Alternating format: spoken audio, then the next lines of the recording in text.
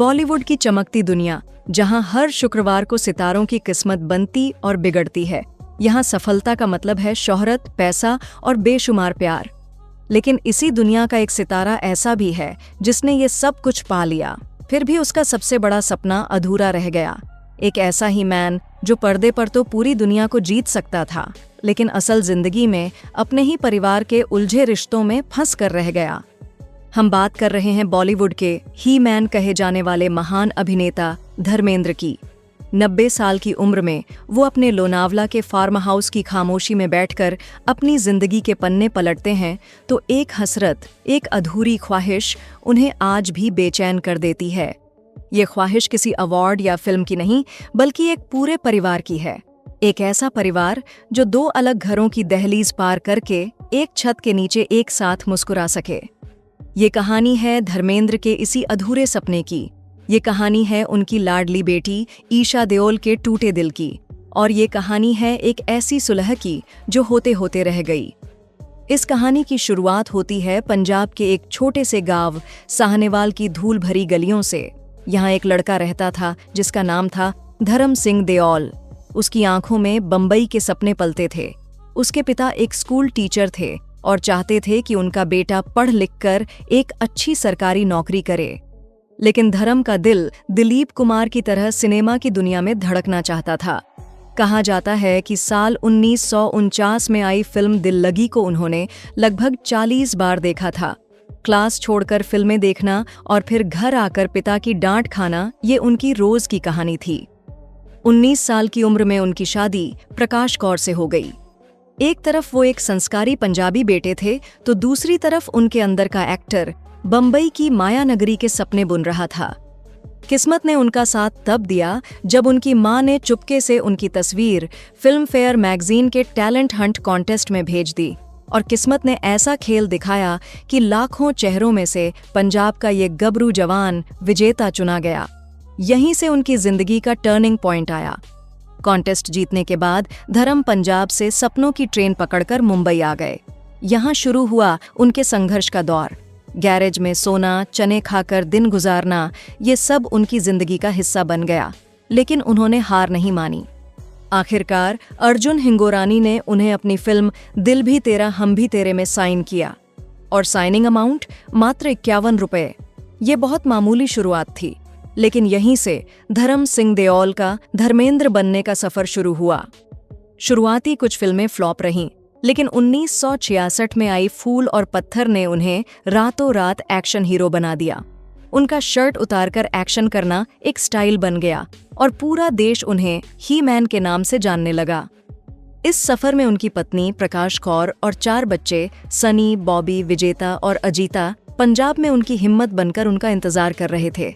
लेकिन किस्मत उनकी जिंदगी में ऐसा मोड़ लाने वाली थी जो उनके परिवार को हमेशा के लिए बदल देगा। 70 का दशक धर्मेंद्र का दौर था। वो बॉलीवुड के बादशाह थे। उनकी जोड़ी हर हीरोइन के साथ हिट थी, लेकिन एक हीरोइन ऐसी थी जिसने उनकी जिंदगी बदल दी।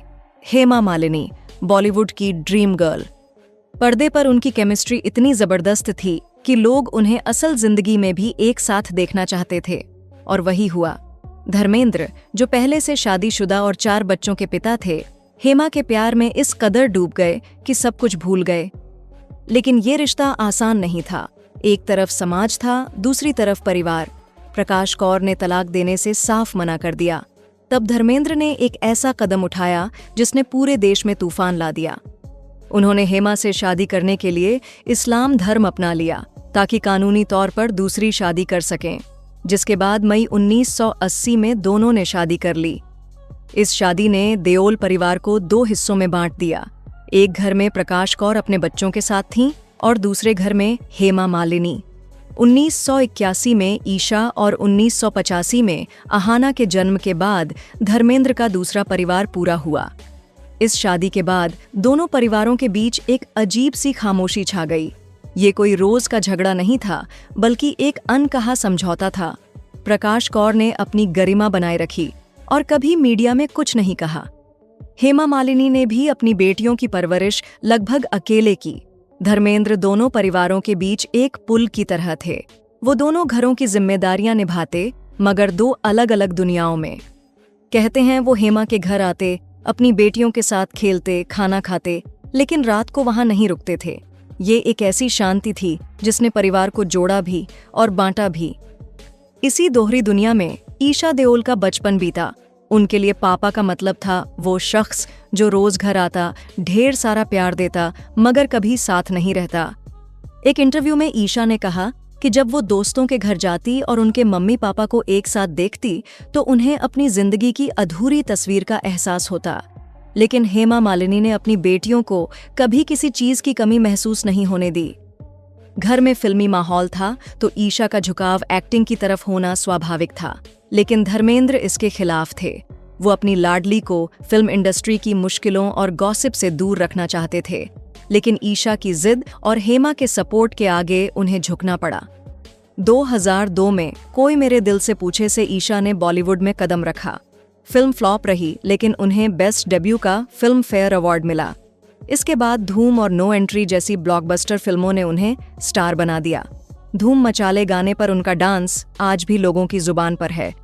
लेकिन ये सफलता ज्यादा दिन नहीं टिकी। मां हेमा से तुलना, गलत फिल्मों का चुनाव और शायद उनकी अपनी बदलती प्राथमिकताओं ने उनके करियर को उस ऊंचाई तक नहीं पहुंचने दिया जिसकी उम्मीद थी। एक इंटरव्यू में ईशा ने माना कि उन्होंने गोलमाल जैसी बड़ी फिल्म और बीड़ी जलाइले जैसे हिट गाने को सिर्फ इसलिए ठुकरा दिया क्योंकि वो कुछ चीजों में सहज नहीं थीं। शायद वो हमेशा अपने माता पिता की विरासत और एक सामान्य जिंदगी जीने की ख्वाहिश के बीच फंसी रहीं। 2012 में ईशा ने बिजनेसमैन भरत तख्तानी से शादी कर बॉलीवुड से दूरी बना ली। शायद वो एक परफेक्ट परिवार बनाना चाहती थीं, जो उन्हें अपने बचपन में कभी पूरा नहीं मिला। ईशा और भरत की प्रेम कहानी किसी फिल्म से कम नहीं थी। दोनों स्कूल के दिनों से एक दूसरे को जानते थे। भरत को हमेशा से ईशा पर क्रश था, लेकिन तब बात आगे नहीं बढ़ी। सालों बाद ईशा की बहन अहाना ने अमेरिका में उनकी दोबारा मुलाकात करवाई और इस बार प्यार परवान चढ़ा। 29 जून 2012 को मुंबई के इस्कॉन मंदिर में उनकी शादी हुई। ये एक ड्रीम वेडिंग थी जिसमें पूरा बॉलीवुड शामिल हुआ। 2017 में बेटी राध्या और 2019 में मिराया के जन्म के बाद उनका परिवार पूरा हुआ। ईशा और भरत को बॉलीवुड का सबसे खुशहाल कपल माना जाता था, लेकिन फरवरी 2024 में एक खबर ने सबको चौंका दिया। ईशा और भरत ने 11 साल की शादी को खत्म करने का ऐलान किया। ये खबर किसी तूफान से कम नहीं थी। सोशल मीडिया पर अफवाह फैली कि भरत का बेंगलुरु की एक लड़की के साथ अफेयर था। ये एक दर्दनाक विडंबना थी। जिस स्थिति ने ईशा के परिवार को जन्म दिया था, वही स्थिति अब उनके अपने परिवार को तोड़ रही थी। कुछ लोगों ने इसे कर्मा तक कह डाला, जो देओल परिवार के जख्मों पर नमक छिड़कने जैसा था। ईशा का तलाक धर्मेंद्र के लिए किसी पहाड़ टूटने जैसा था। करीबी लोगों ने बताया कि वो इस खबर से गहरे सदमे में थे। कोई भी पिता अपनी बेटी का घर टूटते नहीं देख सकता, और धर्मेंद्र तो अपनी बेटियों पर जान छिड़कते हैं। वो ईशा के फैसले के खिलाफ नहीं थे, लेकिन चाहते थे कि वो एक बार और सोचे। उनकी सबसे बड़ी चिंता थी अपनी नातिनों राध्या और मिराया का भविष्य।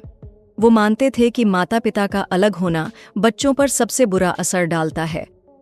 इस मुश्किल वक्त में धर्मेंद्र की बेबसी साफ दिख रही थी। वो इंसान जिसने बॉलीवुड पर राज किया, अपनी बेटी के दुख के सामने लाचार था। वो सिर्फ सलाह दे सकते थे, लेकिन फैसला नहीं बदल सकते थे। इस भावनात्मक उथल-पुथल का असर उनकी सेहत पर भी पड़ा। हाल के सालों में उन्हें मांसपेशियों में खिंचाव, डेंगू और पैर में फ्रैक्चर जैसी समस्याओं का सामना करना पड़ा। ऐसा लगता था जैसे बेटी के घर का तूफान उनकी जिंदगी में भी भूचाल ला रहा था। इस दौरान पूरा परिवार ईशा के साथ खड़ा था। हेमा मालिनी ने खामोशी बनाए रखी, क्योंकि वो अपनी बेटी के निजी फैसले में दखल नहीं देना चाहती थीं। वहीं अहाना ईशा के लिए सबसे बड़ा सहारा बनी। धर्मेंद्र के दोनों परिवारों का रिश्ता हमेशा चर्चा का विषय रहा। बाहर से देखने पर ये दो अलग अलग दुनियाएं लगती हैं, लेकिन अंदर एक अनकहा धागा है, प्यार और सम्मान का। 2012 में ईशा की शादी में सनी और बॉबी शामिल नहीं हुए। ठीक उसी तरह 2023 में सनी के बेटे करण की शादी में हेमा, ईशा और अहाना नहीं आईं। पहली नजर में ये कड़वाहट लगती है, लेकिन असल वजह कुछ और थी। खबरों के मुताबिक सनी और बॉबी अपनी मां प्रकाश कौर की भावनाओं को ठेस नहीं पहुंचाना चाहते थे, इसलिए वो दूर से ही अपनी बहन को आशीर्वाद देना बेहतर समझते थे। लेकिन जब परिवार पर कोई मुसीबत आती है तो ये सारी दीवारें टूट जाती हैं। 2015 में जब हेमा मालिनी का राजस्थान में कार एक्सीडेंट हुआ तो सबसे पहले सनी देओल उनसे मिलने पहुंचे। उन्होंने ये भी सुनिश्चित किया कि हेमा को सबसे अच्छा इलाज मिले। ये घटना उनके रिश्ते की गहराई को भी दर्शाती है। ऐसा ही एक ऐतिहासिक पल अगस्त 2023 में देखने को मिला, जब सनी की फिल्म गदर 2 की स्पेशल स्क्रीनिंग में ईशा और अहाना अपने भाई को सपोर्ट करने पहुंची। सनी, बॉबी, ईशा और अहाना का एक साथ कैमरे के सामने पोज करना एक भावुक पल था। इसने साबित किया कि भले ही वो अलग रहें, लेकिन दिल से वो एक परिवार हैं। इस पूरे ताने बाने में एक खामोश ताकत है प्रकाश कौर। उन्होंने कभी पब्लिक में एक शब्द नहीं कहा, लेकिन उनकी गरिमा ने परिवार की सीमाओं को बनाए रखा। उनकी खामोशी ने ही इस परिवार को टूटने से बचाया। लोनावला के फार्म हाउस में बैठे 90 साल के धर्मेंद्र आज भी उस एक तस्वीर का इंतजार करते हैं जिसमें सनी, बॉबी, विजेता, अजीता, ईशा, अहाना और उनके सारे बच्चे एक साथ मुस्कुराएं। पंजाब का ये लड़का जो बॉलीवुड का ही मैन बना, दुनिया तो जीत लिया, लेकिन अपने परिवार को एक नहीं कर पाया।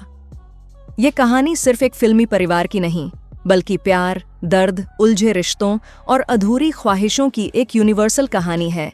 ये उस ही मैन के अंदर छिपे एक आम पिता की कहानी है जो अपने परिवार के पूरा होने का इंतजार कर रहा है, और शायद यही इंतजार उनकी जिंदगी का सबसे मुश्किल किरदार है।